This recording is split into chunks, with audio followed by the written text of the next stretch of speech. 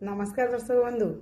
जो मनीषटी क्या सहित भी बेईमानी कर न थाए से मनीष को बेईमान शिकार अधिक होगा पड़ी था।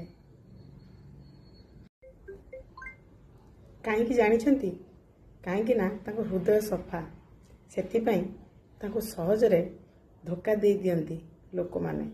किंतु मन रखंतु बेईमानी करिथिबा लोक ताको समय तार कर्म ताको समय अनुसार उत्तर दे दिए।